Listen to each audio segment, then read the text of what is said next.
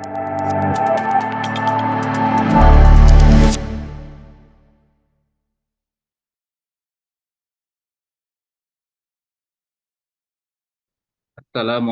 warahmatullahi wabarakatuh.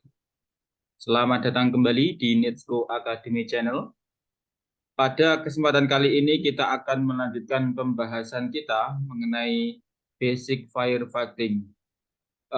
Di mana video ini merupakan video yang keenam atau video penutup untuk materi basic firefighting dan akan disampaikan langsung oleh instruktur kita Bapak Herman Karim.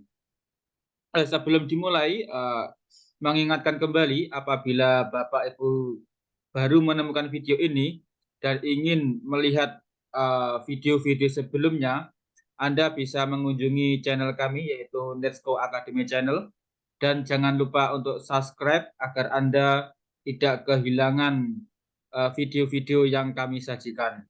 Baiklah, marilah kita langsung menyimak penjelasan dari Bapak Herman Karim terkait basic firefighting di video ke-6 ini. Silakan Pak Herman. Oke, terima kasih Mas Asif. Assalamualaikum.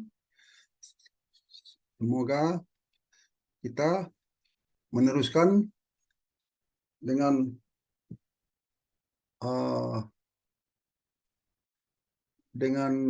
pemahaman yang kita harapkan dari video yang ke-6 mengenai basic firefighting, dasar pemadaman kebakaran. Jadi latar belakang kita akan selalu singgung mengenai latar belakang kenapa perlu basic firefighting ini dibahas awal dasarnya gitu ya, perlu. Jadi basic konsep safety program kita tidak akan bisa terlepas dari hal ini. Harus kita membiasakan bahwa konsep dasar keselamatan kerja yang kita bahas yaitu mengenai kegiatan, proses, atau pekerjaan apapun yang kita lakukan pasti berdasarkan SOP, yaitu ada langkah-langkah melakukan pekerjaan tersebut. Dari langkah-langkah melakukan pekerjaan tersebut atau dari SOP atau standar operating procedure, maka bersamaan kita juga bisa langsung menganalisa keselamatan dari pekerjaan yang kita lakukan tersebut. Dan kemungkinan juga kita butuh menerbitkan permit work, izin untuk bekerja. Karena apa? Karena ada kemungkinan ada bahaya khusus bagi pekerjaan-pekerjaan yang akan dilakukan tersebut. Jadi konsep dasar program K3 ini tidak lepas dari hazard identification, risk assessment, dan control. Mengenali bahaya dan menilai tingkat risiko dan menerapkan kontrol. Bahaya apa saja? Yaitu bahaya di tempat kerja, workplace hazards ya umumnya, yaitu bahaya dalam bentuk ancaman terhadap fisik kita, yaitu nomor 2 bahaya listrik, suatu bahaya panas atau api, yang kebetulan ini yang kita bahas sebanyak ya 6 video. Sudah itu ada bahaya kimia.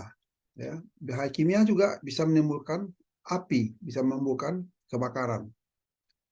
Suatu bahaya biologi ini tidak sesuaian yang didapatkan atau yang dirasakan oleh kita, baik dalam menangani masalah kebakaran. Jadi ada hubungannya dengan ergonomi, maksud saya. Kalau biologi tidak terlalu berhubungan dengan kebakaran. Dari risiko bahaya yang kita kenali, maka kita harus nilai tingkat risikonya. Jadi tingkat risiko dari bahaya itu kita nilai apakah tinggi, high, medium, sedang, atau terendah. Rendah bisa diabaikan. Namun kalau high atau medium, maka perlu dikontrol. Dikontrol salah satu atau lebih dari 6 kontrol ini. Itu kontrol eliminasi, itu menghilangkan, ya, remove. Kalau nomor 2, substitusi, yaitu dengan mengganti. Apa yang kita ganti? Kita lihat apakah ada dari bentuk bahaya yang kita temui tingkat risikonya. Nah, kalau kita tetapkan tingkat risikonya. Yang ketiga, isolasi. Ya, ini mungkin kontrol yang sesuai dengan kebakaran. Karena kebakaran itu ada 3 unsur yang terjadi.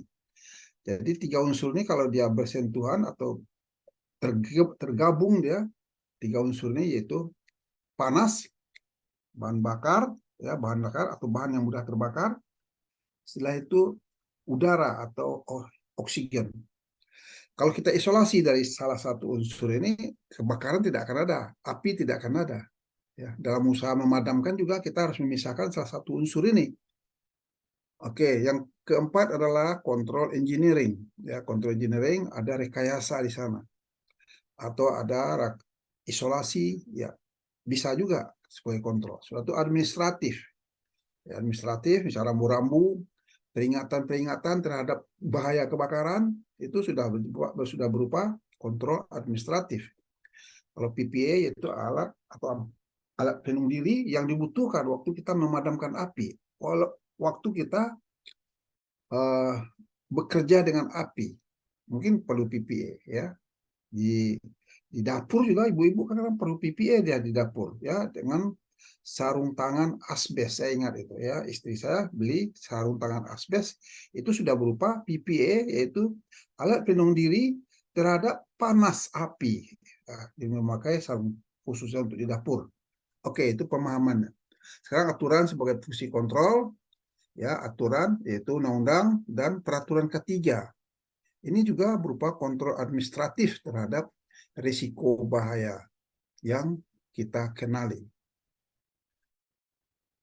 Oke, bahaya fisik, elektrik. Sekarang nomor 3, bahaya panas atau bahaya api. Itu bahaya kimikal, bisa juga menimbulkan suatu bahaya biologi, bahaya ergonomik. Ya, bahaya ergonomik, bahaya adanya ketidaksesuaian ya antara tubuh kita dengan apa ataupun pekerja ya, dengan lingkungan, dengan alat, dengan apapun. Tidak ada kesesuaian, itu berarti bahayanya bahaya ekonomis namanya. Inilah jenis bahaya minimal yang harus kita kuasai bagi safety minded profesional, yaitu profesional yang berpikiran keselamatan. Eliminasi, substitusi, ini isolasi, dan ini adalah kontrol-kontrol yang sudah kita bicarakan tadi, ya. Dari jenis kontrol yang bisa kita terapkan ini minimal ada 3, 4, 5, 6 nih, terhadap risiko bahaya api, ya. Dan penerapan kontrol ini ya sebagai hierarki ya. Hierarki itu mana kalau secara umum ya kontrol ini, maka yang paling efektif itu eliminasi. Yang kedua kurang efektif dari eliminasi. Yang ketiga, keempat, kelima, keenam tambah kurang. Secara hierarki dia mempunyai keefektifan yang berbeda.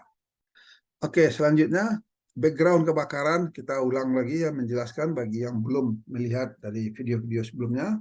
Kebakaran mengancam dimanapun, rumah, ruko, mal, plaza, rumah sakit, tempat kerja, kantor, gudang, pabrik, kilang, hutan, kendaraan darat, laut, dan udara. Ya, kebakaran di kendaraan bus ya, saya pernah belasan orang meninggal. Kenapa? Di atas bus itu orang itu tidak bisa keluar, terjadi kebakaran. Ya, nah, ini kenapa? Karena pintunya tertutup, tidak ada apa namanya exit permit, exitnya itu keluar tidak bisa, exit emergency exit tidak bisa karena ada kesalahan dari sopir bus tersebut. Itu terjadi di kendaraan terbakar. Kapanpun, siang, malam, pagi, sore, kebakaran bisa terjadi. Di mana-mana, di kapan-kapan pun ya. Kerugian yang timbul apa? Jiwa manusia, pekerjaan, harta benda, kendaraan, bangunan, dan macam-macam. Jadi kalau lihat ini di wilayah Kota Depok ada data-data dari tahun 2007 sampai 2015. Kenaikan tiap tahun di wilayah Depok ini ya, saya rasa dia mencerminkan Indonesia ini sebenarnya. Ya, dari tahun 2007 sampai 2015 kenaikan tiap tahun. Ya, dari grafik jumlah kejadian kebakaran.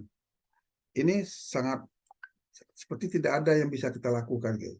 Ya, kita seperti menyerah aja gitu. Grafik jumlah kerugian ya, kebakaran di wilayah Kota Depok juga ada data-datanya dari tahun 2010 sampai 2015. Ini kebakaran yang terus-menerus yang dalam ribuan juta rupiah, berarti miliar ya, dalam miliar ini tiap tahun, tak ketolongan ya, benar-benar merugikan dan membuat rakyat, kalau kecelakaan yang biayanya yang besar itu akan membuat kemiskinan akan bertambah gitu. Oke, selanjutnya ini berdasarkan laporan laboratorium ya, fisika dari kepolisian. Jadi kalau kebakaran ini lebih banyak kejadiannya di tempat kerja 80%. Jadi bukan tempat kerja 20%. Kenapa tempat kerja itu? Karena banyak bahan-bahan yang mudah terbakar dan sistem kerja yang banyak yang menyebabkan timbulnya kebakaran. Ini laporan kalau di Amerika ya, bahwa setiap 17,3 detik ada laporan kebakaran. Ya. Ada telepon untuk tim pemadam kebakaran di kota tersebut atau dimanapun ya, di total semuanya tiap 17,3 detik terjadi kebakaran. Tidak tahu kalau di Indonesia, bisa juga lebih atau gimana. Itu mengenai adanya kebakaran atau fire. Selanjutnya fenomena kebakaran. Nah ini yang kita harus pahamin, adanya penyimpangan standar ketiga. Suatu timbullah kerusakan berupa kerugian. Setelah itu timbulnya korban jiwa, kematian yang kadang-kadang multiple fatalities. Sudah itu kerusakan atau dampak lingkungan. Sarana evakuasi yang akan kita bahas, bagian dari konstruksi bangunan dirancang aman untuk digunakan pada waktu keadaan darurat. Jadi sudah dirancanakan ya untuk hal-hal yang berhubungan dengan evakuasi sangat emergensi, sangat darurat. Yaitu sarana evakuasi. Yang kedua, pelaksanaan evakuasi. Tindakan menyelamatkan diri sendiri masing-masing tanpa dibantu orang lain. Ya, tapi tentu harus harus dilakukan berdasarkan pelatihan-pelatihan yang sudah dilaksanakan secara teratur. Tempat berbahaya bagaimana harus ditinggalkan melalui jalur yang aman, ya. Mau sampai ke tempat yang aman, tempat berkumpul biasanya, ya, master point atau assembly point, ya, master point. Syarat sarana evakuasi apa saja? Aman sementara ya, suatu terjamin kedap asap dan tidak panas. Ya, maksudnya tidak masuk asap kebakaran, tidak sana. Tidak masuk ke tempat yang aman tersebut. Biasanya di ruang terbuka ya.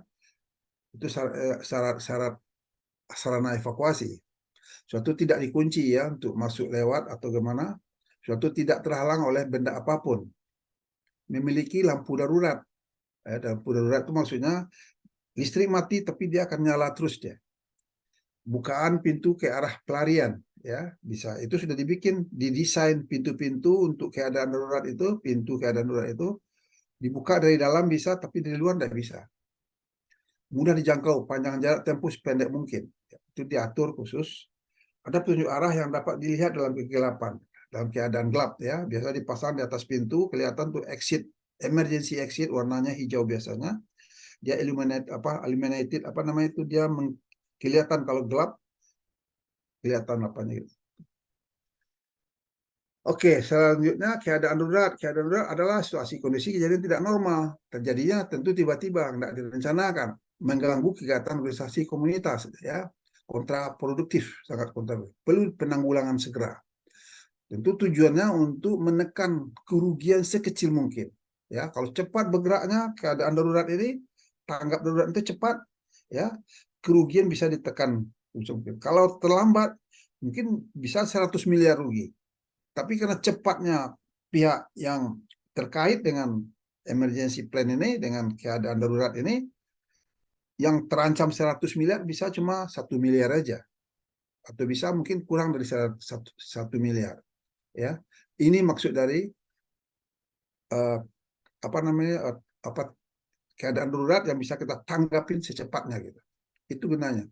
Jadi jadi yang paling penting tentu keadaan darurat ini bisa terlaksana bencana mengakibatkan banyak korban kerugian atau kerusakan apabila pelaksananya tidak terarah gitu. Jadi perlu pelatihan-pelatihan dan penempatan dan penugasan orang-orang yang khusus untuk itu. Jenis keadaan darurat bencana alam ya, banjir, kekeringan, angin topan, gempa, petir, tsunami bisa, kegagalan teknis, teknologi hazard bisa terjadi, pemadaman listrik, ya blackout istilahnya, bendungan bol itu sering terjadi di Indonesia. Kebocoran nuklir, peristiwa kebakaran, ledakan, kecelakaan kerja lalu lintas, pencemaran limbah, Kalau huru-hara juga terjadi perang, ya bisa terjadi kerusuhan, bisa jadi gitu. Maka ini sangat-sangat yang kita harus sudah melalui pelatihan-pelatihan biasanya, walaupun tidak terjadi ya sebenarnya. Walaupun itu ya tentu harus kita siap dalam hal ini, dalam emergency ini. Fire emergency plan, perencanaan darurat kebakaran. Ya, perencanaan peralatan dalam menghadapi keadaan darurat akibat kebakaran, peledakan yang meliputi organisasi, sarana, perusahaan, peralatan dan prosedur yang harus dilakukan untuk mencegah atau meminimalkan kerugian akibat keadaan darurat tersebut. Ini gambaran dari keadaan darurat, orang semuanya jadi tanggap gitu ya. Perencanaan fire emergency plan. Ada tim penyusun, harus melibatkan semua unsur manajemen. Ya, tidak ada orang yang istimewa kalau terjadinya masalah emergency ini. Tetapi tidak terlalu banyak orang. Maksudnya harus melibatkan semua unsur manajemen dalam menyusun tim dalam masalah fire emergency plan ini, perencanaan. Ada muatan dari fire emergency plan ini, yaitu memuat uraian lengkap, terintegrasi, terpadu dalam manajemen secara menyeluruh. Ya. Tahapan perencanaan fire emergency plan, ya. Satu, identifikasi bahaya dan penaksiran risiko. Jadi mengenali bahaya ini yang paling penting. Bahaya timbulnya api dan kebakaran, ya, dan menaksir risikonya. Ya, menaksir risiko. Suatu, kedua, penakaran sumber daya yang dimiliki. Ya, apa sumber daya yang dimiliki? Sumber daya manusianya. Suatu peralatan-peralatan untuk dipergunakan pada saat emergensi. Ya, apapun emergensi dalam masalah kebakaran ini tentu harus dimiliki, harus disediakan. Ya, itu dalam perencanaan. Tinjau ulang rencana yang telah ada, ya, direview lagi. Yang keempat, tentukan tujuan dan lingkup, ya. Itu dalam perencanaan emergensi. Yang kelima, pilih tipe perencanaan yang akan dibuat. Untuk enam, tentukan tugas-tugas dan tanggung jawab. Jadi ada ditunjuk khusus emergency team di perusahaan itu ya, dengan pelatihan-pelatihan yang khusus, dengan tugas-tugas yang khusus. Sudah itu tentukan konsep operasi, bagaimana konsep operasinya. Operasi ini bisa dalam bentuk drill, pelatihan-pelatihan, atau ya, sebab tentu dalam pelatihan-pelatihan itu akan kita lihat apakah semuanya tanggap terhadap keadaan darurat gitu. Yang kedelapan, tulis dan diperbaiki, ya, ditinjau lagi setelah dilakukan ditinjau lagi. Gitu. Oke, selanjutnya emergency preparedness, ya. Ini kalau kita kaji ya, misalnya kita harus tahu dengan adanya bunyi sirine atau lonceng atau apapun ya, yang pertama sudah itu harus ada pelatihan-pelatihan secara reguler, secara terus-menerus terhadap penggunaan fire APD, APAR, alat pemadam api ringan, ya. Sudah itu harus ada install eye wash, siapkan cuci mata yang kalau itu dalam bentuk emergency juga itu ya, emergency preparedness. Cuci mata kalau misalnya mata tersemprot hal-hal yang menyebabkan mata kita sakit atau apa. Sudah itu adanya keep safety data sheet ya. Ini untuk mengetahui dan harus dipastikan ini mengenai data-data untuk safety. Sudah itu adalah pelatihan post evacuation road ya. Jadi ke arah mana menghindar kita, ke arah mana kita menyelamatkan diri, dijelaskan juga di sini di lembaran ini. Jadi di lembaran ini bisa dibahas di safety talk, safety meeting di grup-grup di perusahaan tersebut, ya. Dan termasuk juga pelatihan CPR. Apa pelatihan CPR? Yaitu pelatihan orang yang terhenti bernapas, ya, kena pingsan, kena kaget atau apa, atau kena terjatuh atau apa, maka dilakukan CPR. Ya, CPR ini yaitu prosedur bagaimana menekan dada orang itu dengan cara ada khusus melalui P2K P3K training, pertolongan pertama pada kecelakaan. Ya, di CPR. Jadi kalau disimpulkan dari untuk emergency preparedness ini ya, semua itu harus tercover, sudah harus terbiasa menghadapin ya Semua kita sudah terbiasa menghadapi itu. Ya. Kalau misalnya fire emergency, ya, fire emergency, apa yang harus dilakukan? Yang mesti dilakukan itu adalah aktifkan dulu, bunyikan sirine kalau ketahuan kita ada kebakaran, ya, bunyikan sirine. Nah, jangan sudah tuh kalau down sini jangan pergunakan elevator atau lift, ya, untuk menghindar dari kebakaran karena berbahaya. Kalau sebab bisa saja elevator itu listriknya mati, tidak bergerak, kita terkurung di sana dan akan menjadi korban. Langsung pergi langsung ke daerah tempat keluar, go fire exit, ya, tempat menghindar, ya. Ada pintu biasanya fire exit, keluar kita di sana ada tandanya. Satu, jangan buka pintu yang panas. Don't open hot doors during fire. Kalau ada pintu yang panas, ya, jangan sekali-sekali dibuka.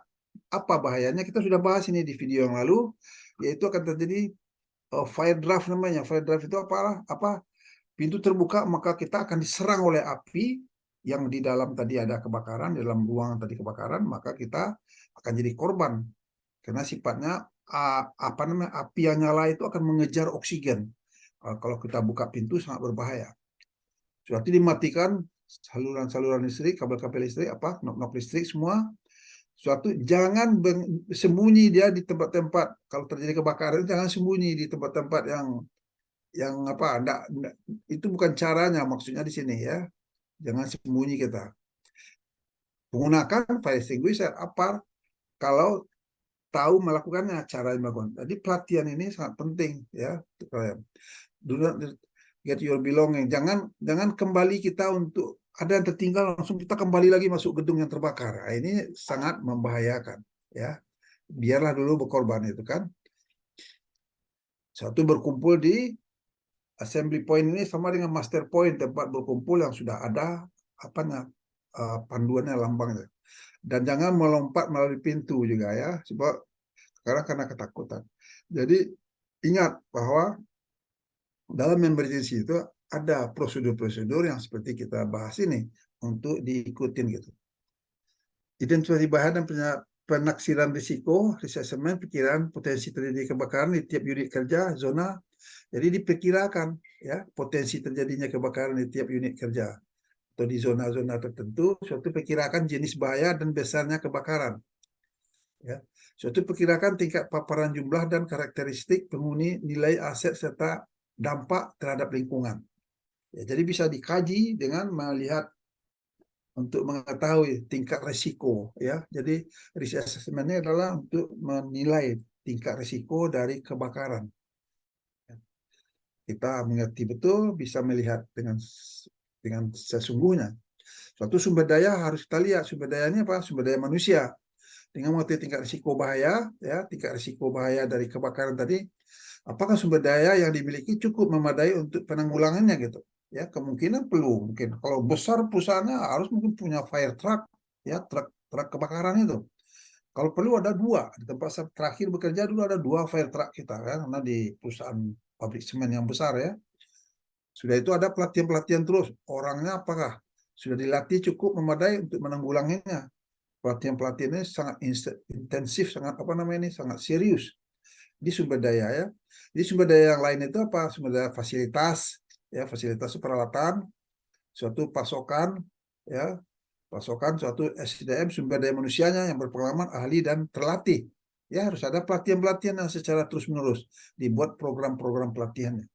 Suatu akses bantuan juga. Kita sudah punya telepon-telepon, ya, telepon emergency. So dalam itu biarpun dalam bentuk pelatihan, kita serius menghadapinya. Kita telepon, kita sudah punya kerjasama MOU dengan puskesmas, dengan rumah sakit, ya. Kita punya sudah telepon. Waktu kita pelatihan kita sudah janjian, sudah ada perjanjian, ya. Kita telepon dia, maka dia akan respon secepatnya dan datang ambulans ke tempat kita bekerja, ya. Waktunya dicatat apa semua, sampai di tempat kita. Kita cuma latihan, itu sudah aturannya, dan bukan masalah yang sederhana itu, ya. Dan orang rumah sakit sudah ngerti juga itu, dan waktu yang terpakai itu dihitung semua, ya, diperbaiki terus dari saat ke saat pelatihan, ya, seolah benar-benar terjadi. Suatu tinjak ulang rencana yang telah ada, ya. Jadi fire emergency plan ini telah ada berlaku pada saat rencana tersebut disusun. Bila peruntukannya berubah, maka potensi bahaya juga berubah. Fire apa nih emergency plan harus disesuaikan dengan perkembangan ya, tinjau ulang. Yang keempat, tujuan dan ruang lingkupnya, apa yang diharapkan tujuan rumusan tanggap darurat ini. Apakah hanya fire emergency plan tidak termasuk yang lain, ataukah apakah akan dibuat secara lengkap yang memuat aspek pencegahan dan pemulihannya. Jadi harus semua tujuan dan ruang lingkup itu harus tercover di sana. Yang kelima, tiap tipe rencana tanggap darurat ya daftar periksa terbatas bagi petugas saja. So, petugasnya sudah ditunjuk secara resmi ya. Rencana tanggap darurat melibatkan organisasi dan seluruh personel. Tidak ada lagi yang kecuali tidak ada orang yang tidak ikut dalam rencana tanggap darurat ini. Satu rencana manajemen tanggap darurat ini lengkap meliputi seluruh aspek. Rencana kerjasama melibatkan pihak lain, ya bisa juga pihak lain seperti tadi, ya dari puskesmas atau di rumah sakit kita sudah punya telepon, sudah punya perjanjian MOU ya bahwa pada saat kita telepon dia, mereka tuh juga tidak menganggap bahwa ini latihan atau tidak. Mereka yang penting sudah panggil telepon dan mereka datang. Tapi kalau tahu itu latihan, mereka tidak akan tetap dia lakukan seperti ikut latihan gitu. Tugas dan tanggung jawab mengatur peran siapa yang berbuat apa. Jadi penunjukannya resmi berapa resmi petugas-petugas emergensi ini ditunjuk resmi dan itu sebagai dokumen yang yang sebagai bukti ya, documented information istilahnya. Suatu pada prinsipnya semua penghuni mempunyai peran, tidak ada yang tidak ada. Jadi mengenai tugas dan tanggung jawab ini diputuskan dalam memo ya dan berupa sesuatu yang sudah informasi yang sudah terdokumentasi gitu. Konsep 7 ya konsep operasi, prediksi, skenario penyebaran api panas, asap gas dan lain-lain. Tentukan strategi pengendalian ya. Sudah itu pastikan ya situasi yang akan menerima pesan gitu ya, in which emergency. Jadi kita harus siap untuk menangani masalah-masalah seperti itu. Tentukan sumber daya yang dibutuhkan. Sumber daya yang dibutuhkan seperti yang dibilang tadi, bisa saja manusia, perlu pelatihan-pelatihan, ya penunjukan resmi, suatu peralatan-peralatan kebakaran, ya misalnya seperti yang dibilang tadi, banyak lengkap harus dan alat-alatnya juga harus dipastikan berfungsi kapan saja kita mau pergunakan. Kerangka dari Fire Emergency Plan ini rencana dasar harus ada pendahuluan, tujuan, kebijaksanaan, dasar hukum, ruang lingkup, konsep operasi darurat, organisasi dan uraian tugas ya harus dibuat chartnya. Suatu distribusi, pencegahan, kebijakan K3 umum, kebijakan pencegahan kebakaran, tinjauan K3 umum, ya pencegahannya. Jadi suatu inspeksi kontrol ini juga harus dilaksanakan secara teratur. Sudah dibikin dalam safety plan program ya. Suatu P2K3 ya. Ini adalah grup di perusahaan safety committee sebagai yang aktif untuk mengontrol dan memastikan kerangka dari fire emergency plan ini jalan gitu. Kerangka selanjutnya dari fire emergency plan ini persiapan darurat harus ada, program pelatihan ya, suatu pelaksanaan pelatihan, fasilitas, pasokan peralatan, kerjasama ini dengan pihak-pihak lain ya, bisa juga dengan pihak tetangga yang di sebelah ada perusahaan lain gitu. Sudah itu kerjasama sistem informasi jalan, tanggap darurat harus jalan ya. Yang keempat, komunikasi darurat untuk tim inti, komunikasi darurat untuk umum, ya, harus jelas aturannya. Kalau tim inti itu ialah itu orang yang ditunjuk dalam masalah keadaan darurat. Suatu ada evakuasi juga, suatu koordinasi dengan instansi terkait. Jadi emergency preparedness dan workplace safety yang harus jalan. Kerangka selanjutnya pemulihan, disaster recovery plan, ya penjelasan umum.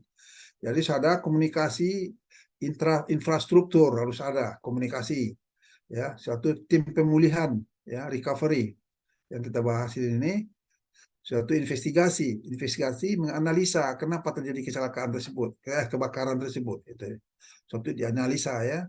suatu perhitungan kerugian berapa, suatu rehabilitasi, ya, suatu selanjutnya customer atau pelanggan-pelanggan siapapun dia juga kita informasikan, ya, kita tahu suatu fasilitas-fasilitas yang apa kira-kira untuk meng-recover lagi gitu. Merecover itu memulihkan lagi, ya, pertimbangan untuk memulihkan lagi perencanaannya. Suatu business information juga bisa hal-hal komputer equipment. Jadi dari ini pemulihan ini harus penting, ya. Rehabilitasi bagaimana direhabilitasi lagi kalau ya dari kerugian-kerugian yang timbul. Ini maksudnya di sini. Penutup, kebakaran memiliki potensi risiko tinggi, people, property, environment. Ya, ini ancamannya. Karena itu penanganan ketiga harus mendapat perhatian serius, ya, tidak main-main, ya, dalam hal ini. Kebakaran dapat diprediksi, risikonya dapat diperhitungkan. Oleh karena itu, upaya penanggulangannya dapat direncanakan. Dalam situasi darurat, semua penghuni akan terlibat dalam situasi ancaman bahaya. Karena itu, setiap tempat kerja harus memiliki buku panduan tanggap darurat dan disosialisasikan setelah dilakukan gladi simulasi darurat secara. Jadi gladi itu maksud gladi resiko adalah pelatihan-pelatihan, ya, pelatihan mungkin sekali 6 bulan atau sekali setahun minimal harus dilaksanakan karena itu sudah bagian penting. Sarana proteksi kebakaran setiap saat harus siap pakai karena itu harus dilakukan pemeliharaannya, pemeriksaannya, inspeksinya, dan ada daftar-daftar pemeriksaannya dan pengujiannya. Jadi tidak ada alasan waktu kejadian sudah ada yang tidak berfungsi atau ada yang rusak atau ada yang hilang. Itu tidak ada itu. Ya, menyenangkan kalau kita tahu apa yang kita lakukan. Sarana evakuasi harus tetap dijamin tidak terhalang, jangan bertumpuk. Jadi kadang-kadang jarang dipakai, kadang-kadang orang menumpuk barang di sana. Itu sering terjadi. Ya, di lorong-lorong tempat emergency evakuasi itu kan. Manajemen harus memiliki komitmen terhadap K3. Ya. Oke, jadi kebijakan dasar hukum di Government Laws ini Undang-Undang 1997 bab 2 pasal 2 dibuat, dicoba, dipakai atau digunakan mesin alat peralatan yang berbahaya atau dapat menimbulkan kecelakaan, kebakaran atau peledakan, ya. Dibuat, diolah, dipakai. Jadi ada dasarnya Undang-Undang Nomor 1 1997, ya. Kebijakan dasar hukum ketiga Government Laws, undang-undang peraturan yang berhubungan dengan kebakaran. Jadi kita ingatkan lagi pertemuan 3 unsur. Adanya udara, oksigen itu di mana-mana, suatu adanya bahan bakar, adanya panas. Kalau sudah cukup, maka dia akan terjadi api. Jadi apa usaha kita yaitu kita memisahkan, mengisolasi ini. Jangan berdekatan dia, ya. Minimal kita bahan bakar itu kita buat diisolasi tempatnya gitu, ya. Sudah itu panas bisa diisolasi yang menimbulkan panas. Itulah, jadi ke arah sana kita melihat. Ya, ini kita kembali diingatkan, saya rasa ini sudah cukup penjelasan kita mengenai apa itu api, yaitu ada 3 unsur yang terjadi dan akan membuat api dan menimbulkan, kalau api sudah tidak terkendali lagi, maka itu adalah kebakaran, kalau kebakaran itu adalah loss atau kerugian. Ya, oke, saya rasa itu dari pembahasan kita kali ini. Terima kasih. Baik, terima kasih Pak Herman. Demikian tadi telah tuntas sudah pembahasan mengenai basic firefighting. Kita akan melanjutkan di video-video yang lainnya. Dan Mungkin untuk selanjutnya kita akan melanjutkan pembahasan kita nanti di K3 konstruksi bangunan. Untuk itu, bagi Anda yang belum subscribe channel kami, silahkan segera untuk subscribe channel kami agar Anda semua bisa mengikuti materi-materi tentang ahli K3 umum. Baiklah, untuk materi basic firefighting kita cukupkan sampai di video ke-6 ini. Terima kasih atas perhatiannya dan sampai jumpa di video-video selanjutnya. Terima kasih.